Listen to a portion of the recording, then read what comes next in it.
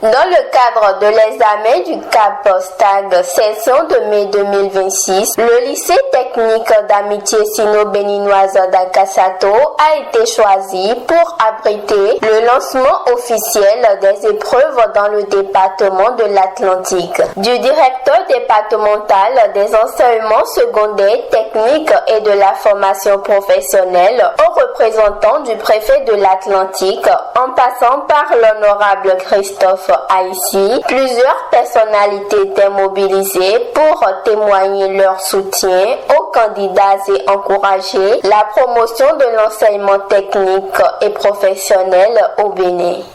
Soyez simple, clair. J'ajouterai, écrivez, parce que de la dictée il s'agit. Écrivez le son qui est prononcé. Il n'y a pas de mot qu'on va prononcer tout à l'heure que vous n'avez jamais vu ni entendu.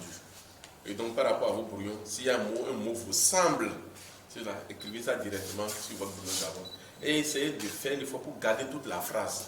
Vous voyez, tout à l'heure, il ne va pas aller en prononçant chaque mot. Il va prononcer toute une phrase.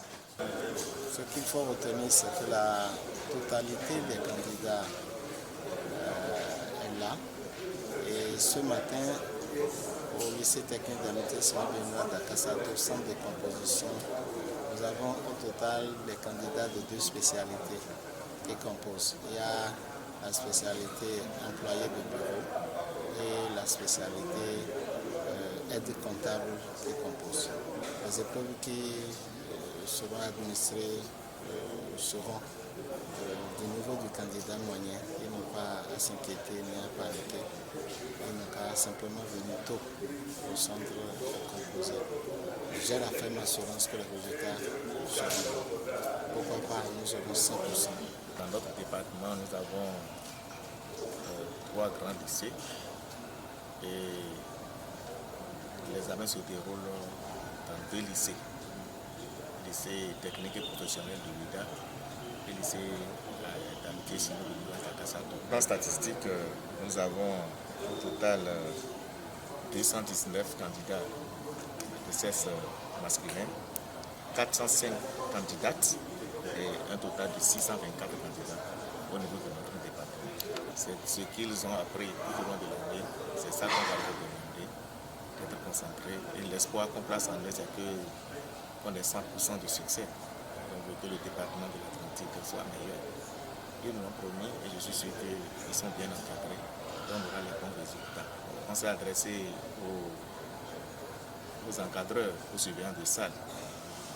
On a lu les conditions dans lesquelles les élèves vont se dérouler, les comportements qu'ils doivent adopter, puisque l'examen national, c'est un standard, ils ont compris et ça se passe très bien. En fin d'année, les enfants sont soumis aux examens nationaux. Donc, ici au lycée technique d'Akasato, la direction départementale, la direction des examens au concours et toutes les composantes ont organisé ce matin le lancement officiel des examens qui concernent l'enseignement technique. L'accent particulier a été mis sur l'enseignement technique et la formation professionnelle. Alors, donc, ce qui dénote donc leur présence ici ce matin pour accompagner la dynamique du gouvernement, pour accompagner l'État dans toutes les initiatives positives, n'est-ce pas, que l'État entreprend pour que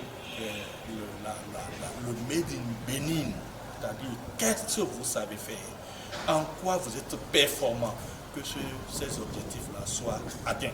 Maintenant, l'État central a mis les moyens qu'il faut, les parents se sont employés durant toute l'année à mettre les enfants, à mettre à la disposition des enfants les moyens qu'il faut également. Il s'agit maintenant, il revient maintenant aux enfants de donner le meilleur d'eux-mêmes pour que les résultats soient tout simplement corrects. Je souhaite que les enfants réussissent à 100% pour soulager non seulement la peine du gouvernement qui a mis assez de moyens dans ce secteur et par ricochet la peine de des parents. Ce lancement officiel vient une fois encore rappeler l'importance accordée par les autorités à la formation professionnelle, véritable levier de développement et d'employabilité des jeunes.